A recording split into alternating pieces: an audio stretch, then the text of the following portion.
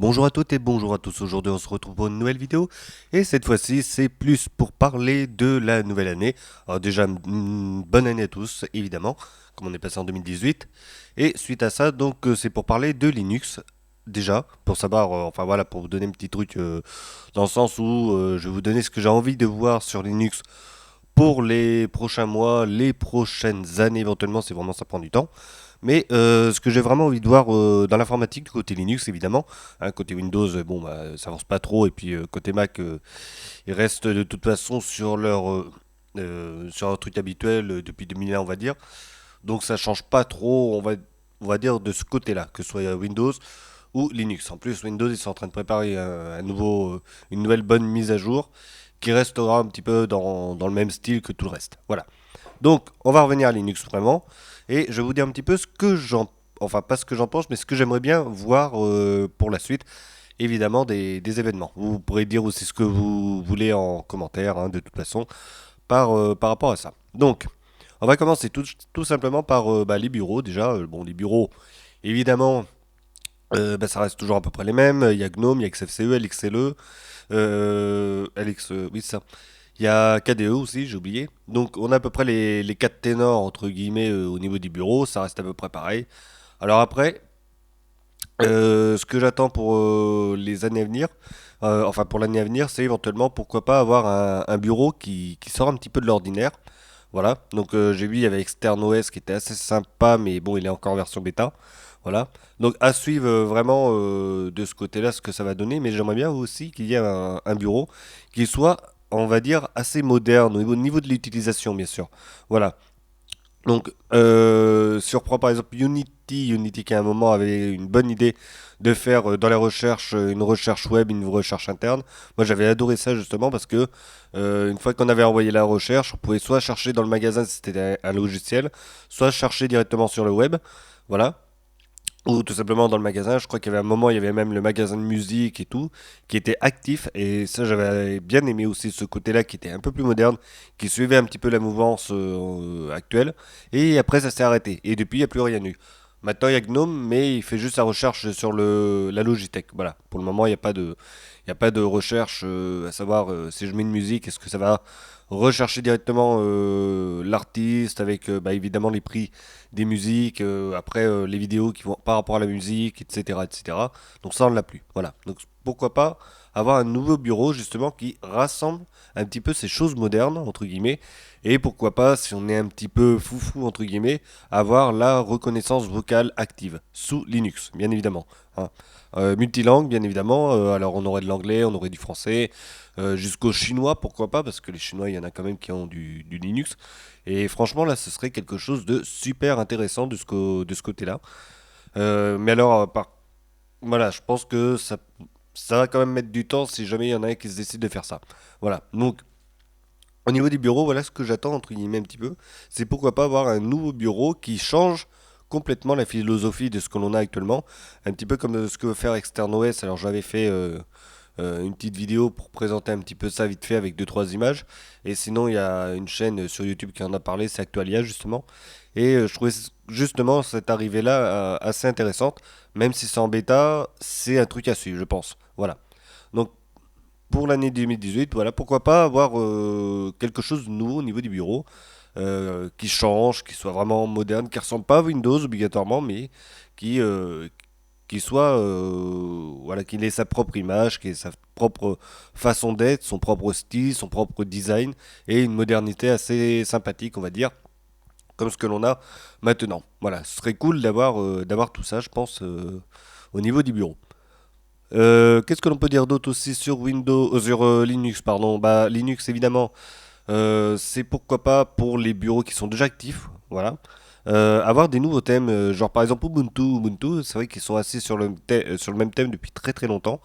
Et pourquoi pas éventuellement avoir pour les prochains mois, éventuellement avoir un nouveau thème, voilà, un truc un peu plus moderne, un peu plus actuel, voilà, moins austère. Je trouve sympa le thème, mais un petit peu austère du fait que ce soit sombre. Après, c'est vrai qu'on peut prendre Radiance qui est très clair comme thème, mais ceci étant, ce serait peut-être pas mal d'avoir un autre thème qui va avec Human et Radiance. Voilà, je pense que ce serait pas mal de ce côté-là pour Ubuntu et après, bah, pour tous les autres, entre guillemets, Linux Mint, qui est assez connu et qui est assez,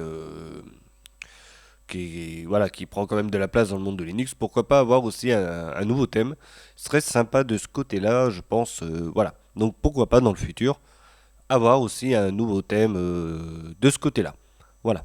Après, qu'est-ce qu'il y a d'autre? Alors, là, c'est maintenant au niveau des bureaux actuels. J'aimerais bien, enfin, je pense qu'il y en a d'autres qui seraient un petit peu d'accord avec moi, c'est retrouver la légèreté d'antan. C'est-à-dire que maintenant, on a quand même des bureaux comme GNOME, KDE qui pèsent quand même, en 64 bits, hein, bien évidemment, qui pèsent quand même 1 giga de RAM très très facilement sans faire grand chose et je trouve que c'est un petit peu dommage sachant que Linux était quand même vachement connu pour être très léger. Bon, il y a toujours des systèmes légers et tout, mais ils sont pas aussi friendly pour pouvoir les utiliser, ils sont pas aussi faciles à prendre en main, je pense, pour le public qui ne connaît pas trop en informatique. Et pourtant ça vaudrait bien le coup d'avoir des petits systèmes très légers avec les bureaux actuels, hein, bien évidemment, qui puisse fonctionner sur des vieilles machines, alors que ce soit en 64 bits, mais alors à 64 bits de giga de RAM par exemple, ça se fait beaucoup encore, et bah, en 32 bits, 512 mégas de RAM, voire moins éventuellement, c'est vraiment des vieux coucous qui étaient sous Windows 98, et ben j'aimerais bien retrouver un petit peu cet esprit-là, que ce soit dans les modes de monde en 64 bits et en 32 bits, sans pour autant perdre en performance, et etc., etc. Donc je pense que ce serait super sympa si on pouvait retrouver de la légèreté. Ça éviterait peut-être les bugs parce que si on regarde par exemple Ubuntu, quoique le dernier, je sais pas trop s'il y a vraiment beaucoup de bugs ou pas, j'en ai pas trop trouvé. Mais jusque-là, c'est vrai qu'il y avait pas mal de crash et tout, et pourtant c'était vachement lourd quand même comme bureau, que ce soit Unity ou GNOME maintenant. Vous savez, c'est toujours des bureaux qui sont assez lourds pour l'ordinateur, surtout au niveau de la RAM. Voilà. Donc je pense que ce serait pas mal de retrouver un peu de légèreté, etc. etc. Bon, bah voilà. Donc, à voir par la suite ce que ça va donner tout ça. Donc, bon, je pense pas que ça change trop, mais pourquoi pas. C'est voilà, c'est petites envies aussi de ce côté-là pour Linux. Et enfin, pour terminer entre guillemets, ce que j'aimerais bien aussi, c'est au niveau des fonctionnalités. Enfin non, j'ai encore un autre truc à dire après. Et au niveau des fonctionnalités, en avoir plus. Alors ça va avec le bureau moderne dont j'ai parlé tout à l'heure. C'est bah, l'arrivée de nouveaux trucs par-dessus. Donc dans le sens où on pourrait avoir la dictée vocale, voilà, ou la reconnaissance vocale, comme ce que l'on a actuellement sur les ténors des systèmes d'exploitation, sans pour autant faire comme Microsoft ou Apple, ça part sur les serveurs pour après nous répondre. Ce serait peut-être sympa d'avoir un truc dans ce sens-là qui puisse nous répondre pour aider les personnes qui ont des difficultés et tout. Et pourquoi pas aller plus loin par la suite au vu des systèmes embarqués, des choses comme ça, comme ce que l'on a dans les voitures et tout. Je pense que ça peut être intéressant si vraiment ce monde-là, enfin dans ce monde du libre et tout, on puisse s'intéresser à ce genre de choses. Malheureusement, je ne sais pas programmer et tout, sinon je serais bien partant pour essayer ce genre de choses. Voilà. Il y a quoi d'autre aussi?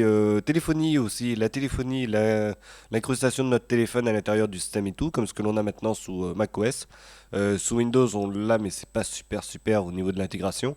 Mais ce serait cool si on pouvait intégrer notre téléphone, que ce soit un iOS, un Android ou autre chose, hein, Selfish OS ou et etc., etc. Je pense que ce serait pas mal si on pouvait arriver à avoir justement une intégration native au niveau d'un bureau d'un pack message SMS avec appel sur l'ordinateur et pourquoi pas une sorte de continuité entre nos documents et puis celui du téléphone. Si on a du LibreOffice, voilà, avec LibreOffice mobile, LibreOffice fixe, etc., etc. Je pense que ce serait peut-être intéressant d'avoir aussi cette chose-là, parce que pour le coup, on se retrouve avec exactement la même chose que les autres systèmes d'exploitation, mais avec des logiciels libres. Donc je pense que ça pourrait être très très intéressant de ce côté-là, de pouvoir se pencher un petit peu là-dessus au niveau des logiciels libres. Et pour terminer justement, voilà, au niveau des logiciels libres, ce que j'attends pour les autres années, enfin pour l'année à suivre, bah, c'est bien évidemment plus de fonctionnalités dans les logiciels. Donc par exemple, je prends LibreOffice. LibreOffice, comme maintenant, c'est vrai qu'il souffre un petit peu de vieillesse entre guillemets, même si c'est très très très bon pour pouvoir faire ce que l'on veut dessus. Mais rajouter quelques petites fonctionnalités, que ce soit visuel ou pas pour nos documents. Si c'est un PowerPoint, peut-être le fluidifier un petit peu. Il y a toujours le fait que ça saccade un petit peu. même si sur de OpenGL, peut-être l'améliorer au niveau de l'intégration et tout, pour que ce soit encore plus fluide, afin que ce soit comme PowerPoint, et vraiment faire quelque chose qui est un bon poids par rapport à PowerPoint, une vraie alternative efficace et toujours très très fluide, quel que soit le PowerPoint que l'on veut mettre en place. Après, pour les effets, les animations, je pense que ce serait peut-être pas mal, pareil, d'en rajouter sur PowerPoint, pas sur PowerPoint, mais sur Impress de LibreOffice. Ça serait peut-être intéressant aussi, quitte à changer éventuellement l'extension avec alors je crois que c'est OPT ou OPTX par exemple. Et puis là, pour le coup, on aurait vraiment pas mal de fonctionnalités en plus par-dessus. Voilà. Donc je pense que ce serait pas mal. GIMP, ils sont en train de faire des nouvelles choses dessus, de toute façon, ça se prépare. Ça pourrait être intéressant de voir ce qui va se passer. Bah, j'attends pas trop grand chose pour GIMP parce que je le trouve énormément complet et tout. Donc franchement, avec les plugins et tout qu'on peut récupérer, j'ai du mal à voir un petit peu plus loin que ce qu'il n'offre actuellement, étant donné que c'est extrêmement complet. Et franchement, pour travailler, même niveau professionnel, on peut faire vraiment des choses dessus. On n'a pas After Effects et tout comme Photoshop, hein, bien sûr. Mais franchement, ça fait vraiment l'affaire sans aucun souci. Pourquoi pas en logiciel maintenant? Alors c'est arrivé maintenant. C'est les possibilités de créer des objets en 3D et tout. Dans le monde du libre, je pense que ce serait pas mal s'il y avait un logiciel qui soit vraiment super efficace là-dessus, mais pas Paint 3D comme ce qu'essaye de faire Windows. Vraiment un truc qui ait de la gueule, entre guillemets, qui soit vraiment pratique à utiliser et plutôt orienté professionnel, entre guillemets, pour pouvoir faire pas mal de choses. Voilà, faire je sais pas, des charnières, pourquoi pas. Je dis n'importe quoi, mais voilà, des trucs que l'on peut faire en 3D. Et ce serait intéressant justement d'avoir ça maintenant dans le monde de Linux. Pardon, dans le monde de Linux et pour le coup avoir vraiment pas mal de choses de possibles pour pouvoir justement imprimer en 3D, une intégration correcte avec toutes les imprimantes comme ce que l'on a là actuellement. Avoir une bonne intégration avec les imprimantes 3D serait très intéressant aussi. Voilà, donc je crois que j'ai fait à peu près le tour et évidemment bah, ce que j'attends pour les autres logiciels déjà en place, bah, qu'ils améliorent toujours bah, évidemment le logiciel, plus de fonctionnalités, etc. Mais qui ne soit pas superflu, qui ne soit pas obligatoirement gadget. Je pense que ça risque d'être vraiment sympathique si vraiment il y a tout ça. Voilà, vous me dites ce que vous en pensez dans les commentaires, ce que vous souhaiteriez avoir maintenant sur le monde du libre. Voilà, que ce soit les logiciels, les distributions et tout. Qu'est-ce que vous attendez vraiment du futur de ce monde-là, de GNU, Linux, les distributions, les logiciels qui tournent autour de tout ça. Franchement, moi je pense qu'il y a moyen de faire quand même quelque chose, sachant que si on oublie les distributions, qu'on reste sur les logiciels libres, franchement ça passe partout et tout, que ce soit Firefox, VSC, etc. etc. J'en passe et des meilleurs. Il y a moyen de continuer de faire vraiment de bonnes choses et tout, sachant que tous ces logiciels-là fonctionnent très très bien et en plus de ça, ils sont en train de faire le portage de certaines applications Linux sur Windows et OS X. Donc franchement, ça peut être intéressant. macOS. Attention, faut pas dire n'importe quoi. Voilà, donc je pense que voilà, j'ai vu OpenShot, j'avais fait une vidéo. Malheureusement, c'est pas super intégré là sur Windows, mais ça va arriver. KDE en live, c'est pareil. J'ai essayé de le tester, faut que je m'y remette un petit peu dessus sur Windows. Alors, je crois qu'il y a une version macOS, mais c'est un petit peu compliqué pour la mettre en place. Mais mis à part ça, voilà, on arrive à des choses qui sont plus qu'intéressantes dans le sens où on commence à avoir petit à petit le portage des pas mal d'applications qui normalement était surtout sur Linux, mais sur d'autres plateformes comme Windows et macOS, voire peut-être d'autres, hein, on ne sait jamais. iOS, Android, etc. On verra. Mais voilà ce que j'en attends pour l'année à venir et après. Et ben voilà, pas mal de petites nouveautés, de trucs sympas, qui donnent envie justement d'en savoir plus. Voilà, comme ce fameux Extern OS comme on a là actuellement à l'écran. Ça c'est des choses qui donnent envie, ça donne envie justement de récupérer, de tester, de faire partager et tout, de pouvoir faire pas mal de travail dessus. Et c'est vrai, c'est pas mal quand on a de la nouveauté très intéressante. Allez, on se retrouve pour une prochaine vidéo plus tard. Voilà, le temps de voir ce qui sort d'ici là pour pouvoir tester et tout. En attendant, portez-vous bien et à la prochaine. Salut tout le monde.